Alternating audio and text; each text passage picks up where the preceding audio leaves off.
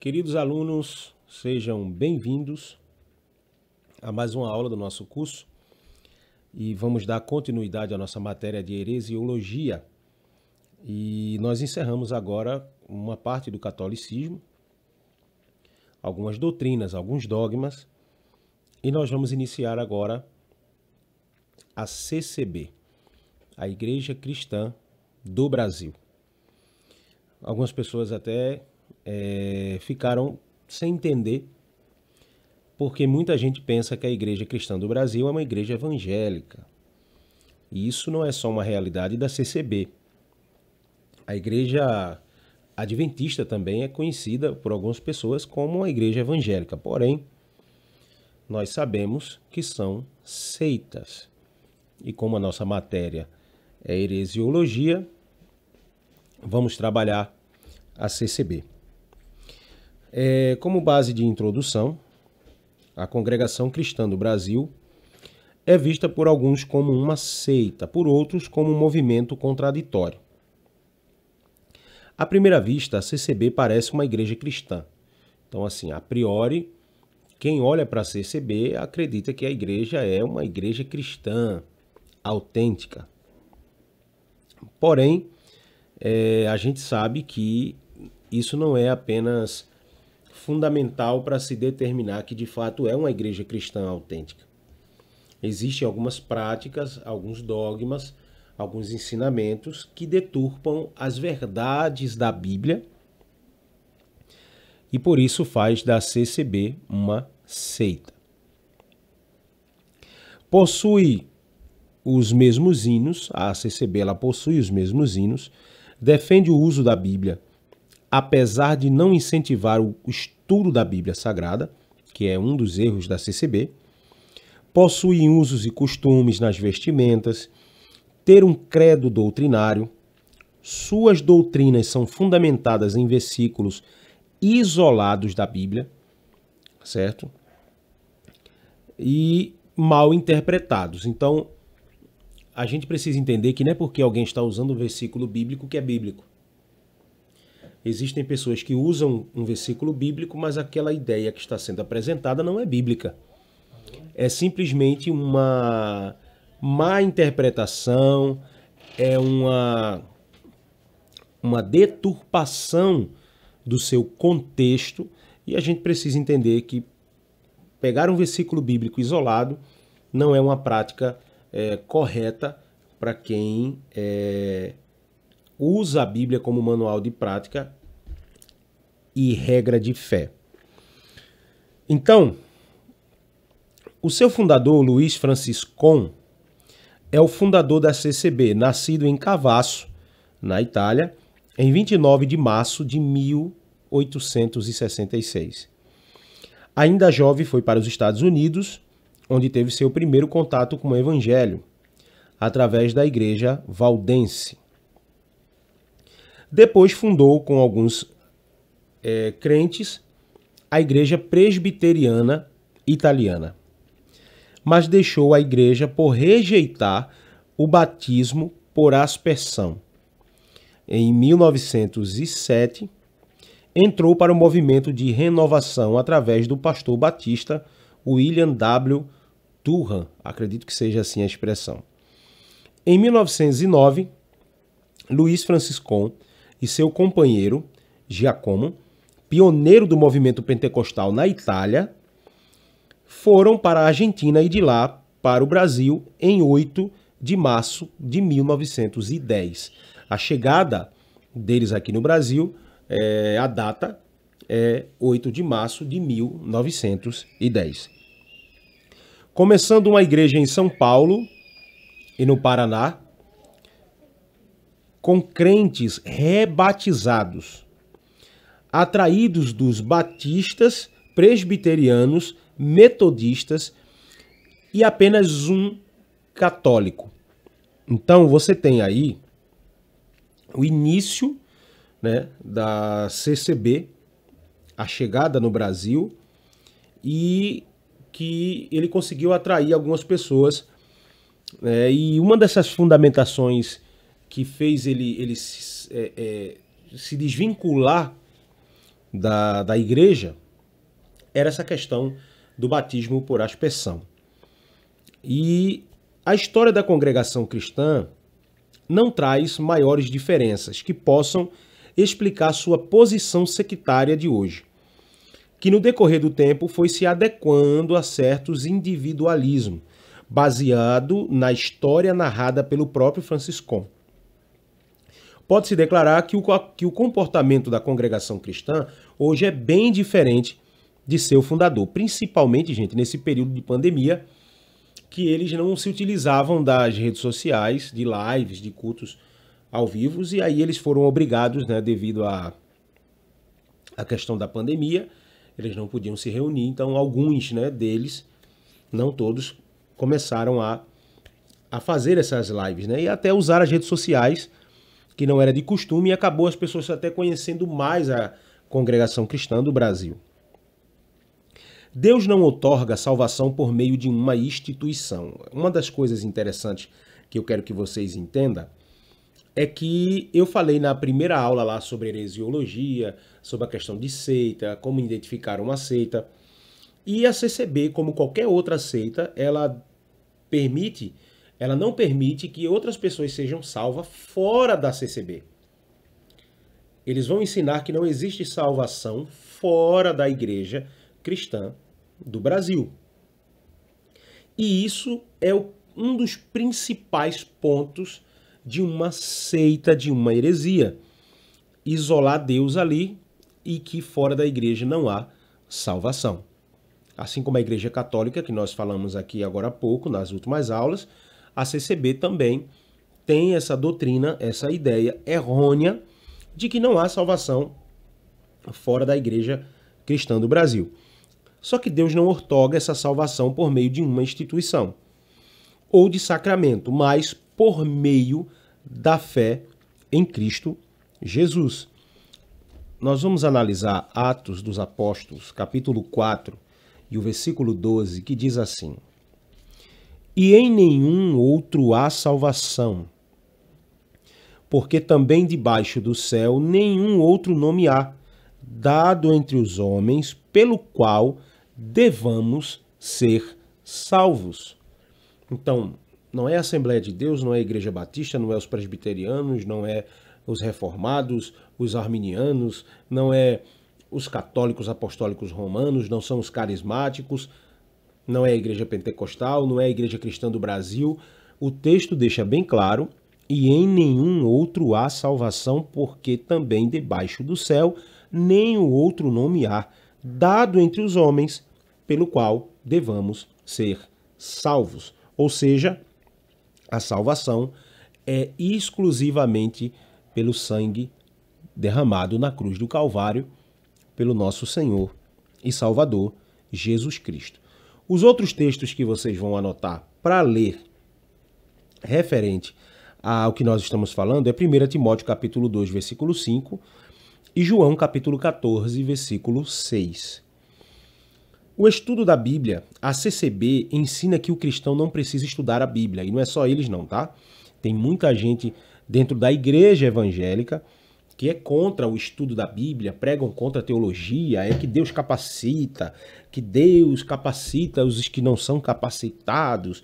E aí vira um bando de preguiçoso que não quer estudar a Bíblia e fica pregando um monte de heresia dentro das nossas igrejas, né? Então, assim, a gente não pode idolatrar a igreja e nem idolatrar quem está pregando. A gente precisa conferir se aquilo que está sendo dito é bíblico, ainda que a pessoa esteja usando a Bíblia Sagrada. Existe um contexto, existe uma hermenêutica, existe uma boa exegese para poder aplicar aquilo que a gente fala de acordo com as Escrituras. E a CCB, ela proíbe esse estudo, né, das Escrituras. Na cabeça deles não tem essa ideia dos seus membros estudarem as Escrituras.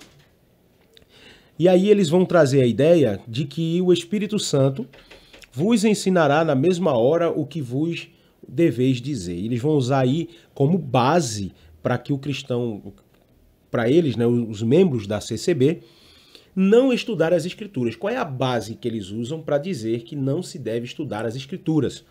Eles vão usar Lucas 12, 12, que diz: porque o Espírito Santo vos ensinará na mesma hora o que deveis dizer.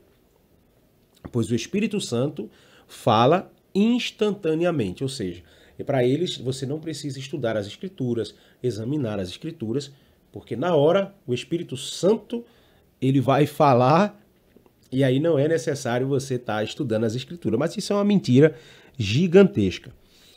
Por que esse medo de estudar a Bíblia? Por que as pessoas têm medo que as pessoas estudem a Bíblia? Por que alguns pastores, Isso aqui, gente, não se trata só da CCB. Tem pastores que não incentivam os seus membros a estudarem, a lerem, a fazer um seminário. Eu já vou aproveitar aqui esse momento aqui para deixar algo aqui para você como reflexão aqui nessa aula. Se você faz parte de uma igreja que o pastor não incentiva a leitura, que o pastor da sua igreja, a liderança da sua igreja, não tem uma escola dominical, não tem um discipulado, não tem um seminário teológico, um curso teológico, um culto de ensino, só vive através de outras coisas, desconfie desta igreja. Porque assim como a CCB, muitos pastores, até de nossas igrejas, infelizmente, que não é a maioria, tá? Mas infelizmente são contra aos membros estudarem. Só que aí há uma intenção maligna aí. Porque quando o povo estuda, a minha responsabilidade aumenta. Na hora que eu for pregar, eu estou pregando para um povo que conhece as Escrituras. Então eu, como líder, preciso estudar mais. Então é por isso que muita gente não quer que as pessoas estudem, porque indo à fonte é que a gente vai descobrir se aquilo que está sendo dito é verdade ou não. Mas se as minhas ovelhas, eu não incentivo elas a estudarem, o que eu disser eles vão comer. O que eu disser que é verdade, para eles vão ser verdade. Então, a CCB, ela proíbe esse estudo das Escrituras, porque o Espírito Santo, ele vai, na hora, trazer ali a revelação. Porém, isso não coaduna com as Escrituras. E Jesus ordena o estudo das Escrituras. A gente vai ver isso em João capítulo 5 e o versículo 39. João capítulo 5. Não Evangelho de João, como vocês já são meus alunos e já sabem, esse negócio de Evangelho de João, Evangelho de Mateus. Claro que não, ninguém tem Evangelho. O Evangelho é o de Cristo. Então não é Evangelho de Jesus, não é Evangelho de João, Evangelho de Mateus, Evangelho de Marcos, é Evangelho de Jesus escrito por João, certo? Capítulo 5, versículo 39, que diz assim a palavra: examinai as Escrituras. Olha o que Jesus está dizendo. A CCB precisa explicar isso. Examinai as Escrituras, porque vós cuidais ter nelas a vida eterna, e são elas que de mim testificam. Certo? Então, essa ideia de não incentivar o estudo das Escrituras é uma heresia. Se seu pastor, seu padre, seu líder, não interessa. Tá? Não interessa. Ah, irmãos, não precisa de teologia, não precisa de estudar as Escrituras. Deus me revela. Mentira. Mentira. A revelação bíblica está aqui. A última revelação está aqui. É dessa daqui que a gente precisa. Tá? Então vamos lá. Olha o que o versículo 39 vai dizer do capítulo 5 de João. Examinai as Escrituras. É Jesus quem está mandando. Examinai. E o que é examinar? Examinar não é apenas ler. Tá? Quando você vai ao médico e vai fazer um exame, é minucioso, vai se pesquisar, vai se cavar ali para poder entender o que está acontecendo. Por ser ordem de Deus, estudar as Escrituras, mergulhar nas Escrituras é uma ordem de Deus. E a gente vai ver isso em Isaías capítulo 34. Isaías capítulo 34 e o versículo 16. Isaías 34 e versículo 16 diz assim: buscai no livro do Senhor e lede, nenhuma dessas coisas faltará, ninguém faltará com a sua companheira, porque a minha boca tem ordenado e o Espírito mesmo as tem ajuntado. Olha o que o início do versículo vai dizer: buscai no livro do Senhor e lede. Então, a CCB peca em não incentivar os seus membros a estudarem as Escrituras, certo? Outros textos que vocês vão anotar aí e depois lerem, 1 Timóteo capítulo 4, versículo 13, 2 Timóteo capítulo 4, versículo 13. E um servo de Deus deve ser conhecido pelo seu treinamento bíblico. 2 Timóteo capítulo 2, versículo 15. 2 Timóteo capítulo 2, versículo 15 vai dizer assim: procura apresentar-te a Deus aprovado como obreiro que não tem de que se envergonhar, que maneja bem a palavra de Deus. Tá? Então, gente, a Bíblia nos incentiva a estudar as Escrituras. E aqui vai uma palavra para você que é obreiro, para você que é pastor, para você que é líder. Se você não gosta de estudar a Bíblia, abandone esse cargo, porque não é para você. Se você é um pastor que não gosta de estudar as Escrituras, não gosta de estudar a Bíblia, não gosta de meditar nas Escrituras, você está no lugar errado. Você está ocupando o lugar de alguém que se dedica. Tá? Então, olha o que o texto está deixando claro, gente. O texto está deixando claro. E a gente precisa entender isso.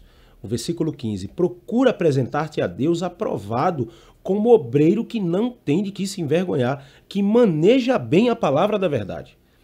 Olha o conselho de Paulo para Timóteo, seu servo amado. Para o obreiro jovem.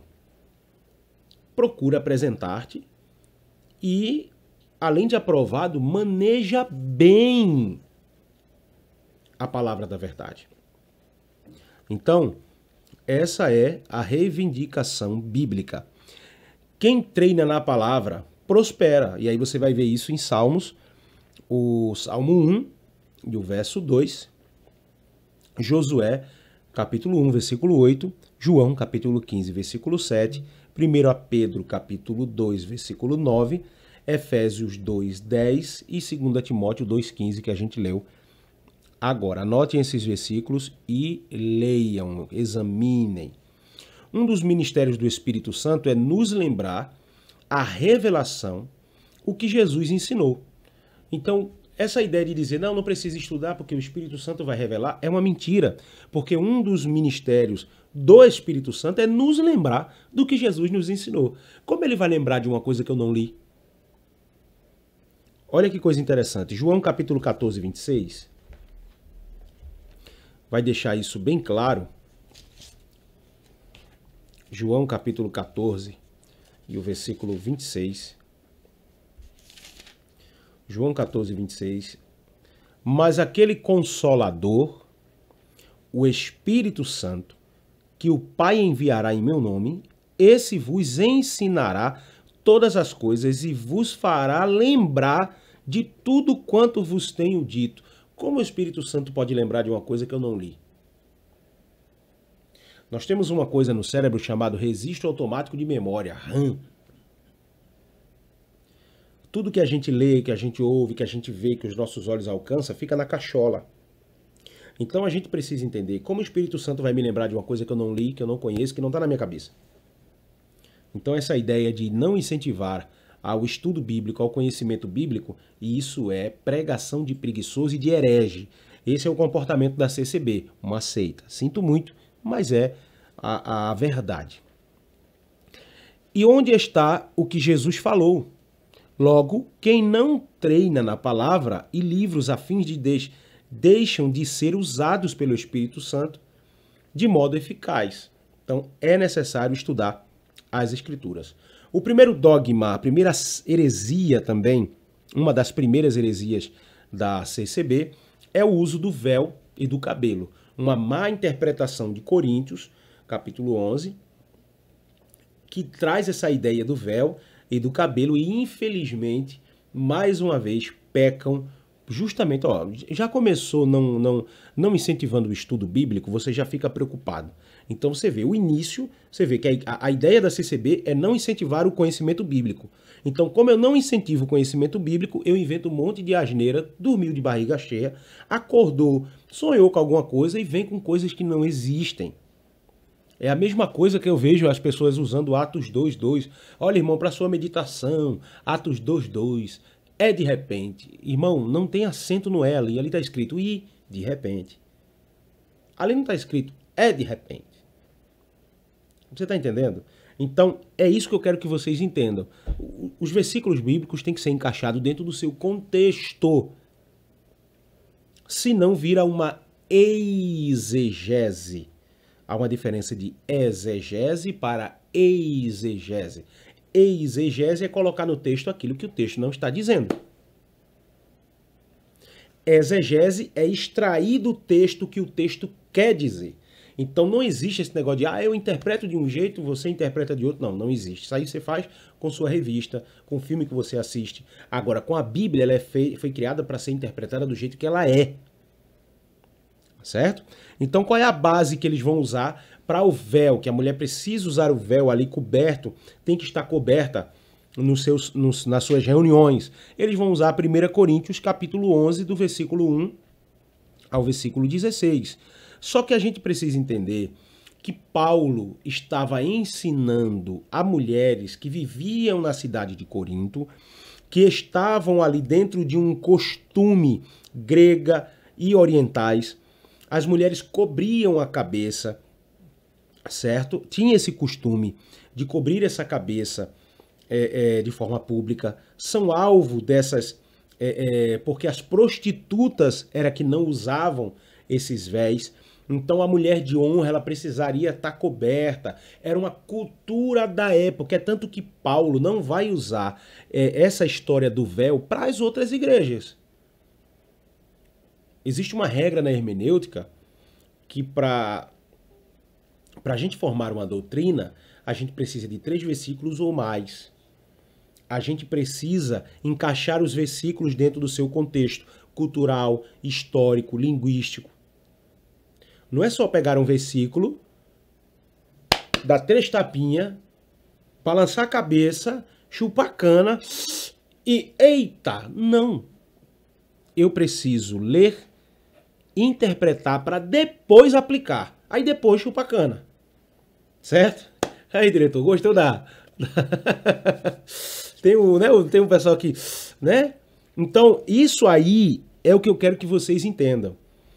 Não existe essa história de aplicar o texto bíblico sem antes interpretá-lo. Primeiro eu interpreto o texto, depois eu aplico. É uma regra da hermenêutica, ok? Vamos seguir. Então, como as prostitutas ali no templo de Afrodite tinha essa questão toda de deturpação, algumas mulheres cristãs, prevalecendo-se da liberdade recém-chegada em Cristo, afoitava-se em pôr de lado o véu nas reuniões da igreja, o que horrorizava as mais modestas. Então o que acontece? Era uma questão cultural na cidade de Corinto, pela questão grega, oriental, das mulheres usarem aquele véu, certo? Então, isso nada mais é do que uma má interpretação do texto bíblico. O uso do véu era algo peculiar à igreja de Corinto e era uma norma local para um problema local. Tá vendo que a Bíblia foi escrita dentro de um contexto, dentro de uma cultura, dentro de um processo linguístico, que não é tão simples chegar e aplicar a Bíblia de toda forma. Eu preciso entender quem escreveu, para quem escreveu, por que escreveu, certo? Senão vai fazer o que eu fiz quando eu era criança, quando eu era mais jovem, quando eu me converti, abri a Bíblia, Deus fale comigo, e aí abri a Bíblia de todo jeito, coloquei o dedo, quando eu botei o dedo estava lá, porque eu, Senhor, te guardarei e te matarei.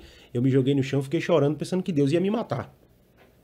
Justamente porque eu tive preguiça de abrir a minha Bíblia, estudar as Escrituras, entender o contexto para poder entender aquilo que o texto estava querendo dizer.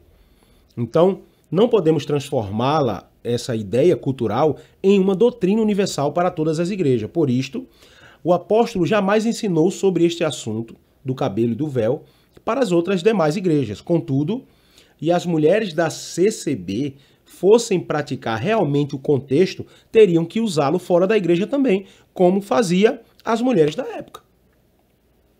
Se é para seguir toda a cultura da época, então não é para usar só dentro da igreja, tem que usar também do lado de fora. certo? E não só durante as reuniões que eles fazem. Isto mostra a incoerência da CCB em sustentar doutrinas fora da Bíblia, certo? E aí é mais uma mentira da CCB. A CCB também é contra o ministério pastoral. Por quê? Eles usam ancião, né? Eles vão usar ali o texto do capítulo 10 de João, dizendo que só Jesus é pastor e que ninguém mais pode ser pastor. Por isso, eles têm ali os anciãos, que é quem organiza ali aquelas reuniões. Porém, ele exerce função de pastor, só troca o nome. A função é a mesma, certo? Então, os membros da CCB dizem que em sua igreja não existe pastor, pois o único pastor deles é Jesus. Costumam chamar o seu dirigente de ancião. A palavra pastor tem o tom pejorativo para eles. Falam que devemos tomar cuidado com falsos pastores, pois enganam as pessoas. Eles argumentam, o texto de João, capítulo 10, que diz: eu sou o bom pastor, conheço as minhas ovelhas e elas me conhecem. Apesar da CCB rejeitar o ministério pastoral, Deus instituiu e a Bíblia é clara sobre o assunto. Por exemplo, Jeremias capítulo 3 e o versículo 15. É que nessas seitas parece que eles esquecem de ler a Bíblia por completa e deixam alguns livros, alguns capítulos e alguns versículos, porque é bem claro, é bem claro. Jeremias 3,15. Olha aqui. Jeremias capítulo 3, versículo 15, diz assim: e dar-vos-eis pastores segundo o meu coração. Opa! Olha aí. E dar-vos-eis pastores segundo o meu coração, os quais vos apacentarão com sabedoria e com inteligência. Ainda em Jeremias, no capítulo 23, Jeremias, capítulo 23, e o versículo 4, que diz assim, ó: e levantarei sobre elas pastores que as apacentem. Olha lá, de novo, hein? E levantarei sobre elas pastores que as apacentem, e nunca mais temerão, nem se assombrarão, e nenhuma delas faltará, diz o Senhor. Então eles têm que comprar essa briga com Deus, que já falou aqui 2 vezes através da palavra que levantaria pastores. Outra coisa interessante, Efésios. Vamos para Brit Hadashah, Nova Aliança. Efésios. Olha que coisa interessante, gente. Não tem desculpa. Não tem desculpa. Tá? Você vai ler aí Efésios, capítulo 4, versículo 11. Efésios 4, 11. Olha o que diz. Segundo Testamento. E ele mesmo deu uns para apóstolos, outros para profetas, outros para evangelistas e outros para pastores e doutores. Como a CCB explica isso aqui? Nós já lemos 3 versículos que mostram que a Bíblia afirma e nos dá base para o ministério pastoral. E a Bíblia é quem está dizendo. Tá? Você tem aí também Abacuque 13:7. Os anciãos da CCB não apacentam as ovelhas da CCB através de conselho, instrução, pregação. Não é, os anciãos não trabalham através de conselho, através de instrução, através de pregação. São pastores. A função é a mesma. É claro que os anciões da CCB fazem o papel de pastor, porém só usa o título. E o próprio Jesus ordenou a Pedro e disse-lhe Jesus: apacenta as minhas ovelhas. Apacentar aqui é outro termo para pastorear. Jesus disse: Pedro, pastoreia minhas ovelhas. Então Jesus também está errado? Então, mais um problema para a CCB resolver com Jesus. A CCB é contra o sustento do obreiro. Texto que eles pregam, né, que eles aí usam para a base dessa heresia, outras igrejas despojei, recebendo delas salário, pois vos servi. 2 Coríntios, capítulo 11, versículo 8. Essa é a base. Só que a CCB, porém, afirma que o pastor ou obreiro que recebe salário é mercenário e ladrão. Paulo recebeu o salário de certas igrejas em seus dias para servir os crentes de Corinto. Então, Paulo era ladrão? A gente sabe que existem alguns pastores que têm preguiça de trabalhar, que não têm coragem de trabalhar, e aí ele abre uma igreja apenas para manter a área financeira da sua família bem. E tem gente que faz isso, e às vezes dá certo, e é simplesmente um investimento empresarial. Tem gente que não deu certo em nada na vida, vai ser pastor para montar o seu império. E aí você vai ver o cara com moto, com carro, com casas, com relógios, com tudo aí bancando muito dinheiro, tudo vindo através da igreja. Não tem chamada de pastor, não pastoreia, não visita, não faz nada. Simplesmente vai à igreja, prega e vai embora e fim de papo. Então, a gente sabe que isso é uma realidade, mas não só na igreja evangélica. Existem padres falsos, existem pastores falsos, existem policiais falsos, políticos um monte, mas não são todos, a gente não pode generalizar. Porém, essa ideia de que o obreiro, o pastor, não pode receber salário é antibíblica, porque a Bíblia manda sim receber, e Paulo recebeu de algumas igrejas salário para continuar servindo os crentes em Corinto. A respeito do sustento do ministro na Bíblia, a Bíblia diz muito sobre isso. O obreiro que se dedica ao ministério é digno do seu salário. E aí vocês podem ler 1 Timóteo capítulo 5, versículo 18. Você tem também 1 Coríntios capítulo 9, versículo 4 a 14, 2 Timóteo capítulo 2, versículo 4 e Marcos capítulo 1, versículo 18. A CCB é contra o dízimo, tá? E aí algumas pessoas, talvez, alguns alunos vão até, né, sabem que eu bato pesado, mas eu não bato no dízimo, porque eu sou dizimista, sou ofertante. Mas eu sou contra a forma que se prega o dízimo, usando Malaquias 3:10, totalmente errado, falando do devorador. O devorador não é um demônio, tá? O devorador não é um demônio. Então, se um pastor de igreja usa o devorador para falar de dízimo, prova que ele não conhece as escrituras e não compreende que a Bíblia foi escrita, ela tem 3 linguagens, né? Alegórica, figurativa e literária. Quando a Bíblia fala do gafanhoto, do migrador, do devorador, tá falando de um animal, tá falando de um gafanhoto. Aquilo é literal. Quando a gente for estudar angelologia, a gente vai ver que não existe um demônio que caiu do céu, que viu um anjo que virou um demônio e que ele é o devorador. Não, ele era um gafanhoto. Literal, um animal. Então esse negócio de o devorador vai na sua casa, isso é mentira de ladrão, tá? Que não conhece as escrituras. Ele não tem coragem de trabalhar, nem coragem de dizer um assalto, então ele usa a Bíblia para falar essas asneiras. E, como eu falei, não sou contra o dízimo, eu sou dizimista, tem que dizimar. Dízimo é uma questão de gratidão a Deus, e eu preciso entender que a igreja tem seus custos, e que esses custos não são pagos com fé. Não é com fé que a igreja paga aluguel, não é com fé que a igreja paga a conta de luz. Se você sentir desejo de vontade de ir no banheiro, você vai usar o banheiro, você vai dar descarga com a água da igreja, você vai usar ali, vai lavar a mão com a água, e aquilo não é pago de graça, gente. Nem com fé e nem com língua estranha. Aquilo é pago com dinheiro. Porém, a gente precisa entender que tem que ser aplicado da forma correta. Dízimo é gratidão a Deus. Eu sou grato a Deus, né? Mas não obrigação, certo? É gratidão. E usar Malaquias 3:10, falar de devorador, é tudo balela, ok? Então a CCB ela é contra o dízimo.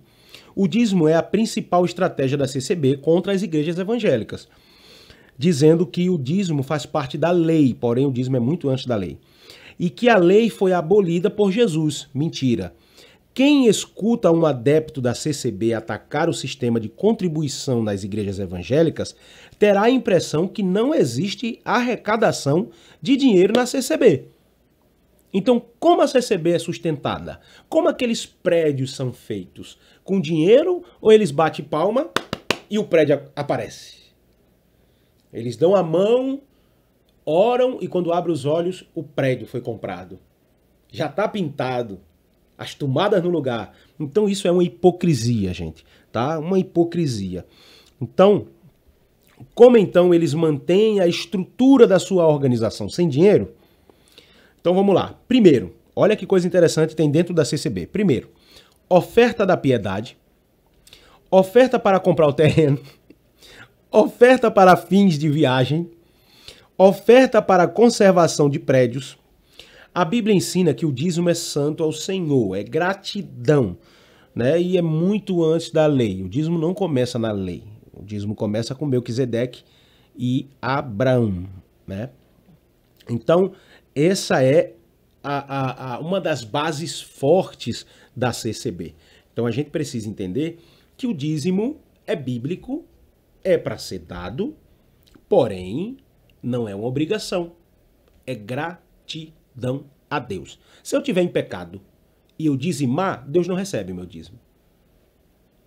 Só que tem pastor que não tem coragem de dizer, porque ele tá importante. A importância de alguns pastores não é sua vida espiritual, é o que sai do seu bolso. Isso é uma realidade. Porém, a gente precisa entender que a igreja, ela precisa. Eu também usufruo da estrutura da igreja. Então, se eu quero uma igreja que não tem dízimo e oferta, tudo bem, eu posso até abrir uma igreja sem dízimo e oferta. Agora você traz um pinico, você traz uma cadeira, você traz sua garrafinha de água, não tem teto, se chover você fica debaixo d'água. É uma igreja sem dízimo e oferta. Fora que o principal motivo do dízimo é gratidão a Deus, você ser grato a Deus pelo que ele fez e pelo que ele faz na sua vida. Agora, muita história que é dita por aí é totalmente errada. Então essa é uma das bases da CCB. A CCB também alega que só o seu batismo é correto. A CCB não reconhece o batismo efetuado por ministros do evangelho de outras denominações. E infelizmente não é só a CCB. Tem muita igreja aqui, principalmente aqui no Recife, igrejas centenárias, que não aceitam o batismo de outras igrejas evangélicas. E aí faz um rebatismo que é antibíblico, isso é uma heresia. E aí, mesmo que seja por imersão, em nome do Pai, do Filho e do Espírito Santo, certo? Então eles não recebem. O batismo de outras igrejas evangélicas tem a expressão eu te batizo. A CCB diz que ao dizer eu te batizo, é a carne que opera, colocando-se o homem na frente de Deus. Segundo, o batismo só é válido se é efetuado com esta fórmula: em nome do Senhor Jesus te batizo, em nome do Pai, do Filho e do Espírito Santo. Se pelo fato de utilizar a expressão eu te batizo estivesse errado e ofendendo a Deus, então João Batista não estaria certo quando batizou Jesus, pois naquela ocasião usou a seguinte expressão: eu vos batizei em água. Ele, porém, vos batizará no Espírito Santo. João Batista errou? O batismo de João Batista não era válido? O batismo de João Batista não era fidedigno? Eis aí mais uma contradição da CCB. E eu, na verdade, vos batizo em água. Mateus capítulo 13, versículo 11. Será que a CCB acha que João Batista estava errado? Você tem aí Marcos capítulo 1, versículo 8, e você tem aí Mateus capítulo 13, versículo 11. Será que a CCB acha que João Batista estava errado também? Porque João usou a expressão e está aqui. Eu vos batizei em água. Ele, porém, vos batizará no Espírito Santo. O argumento é de que o batismo na CCB purifica o homem do pecado. Tal afirmação é desqualificada. Em 1 de João, capítulo 1, versículo 7, 1 de João, capítulo 1, 1 de João, capítulo 1, e o versículo 7 diz assim: Porém, se andarmos na luz,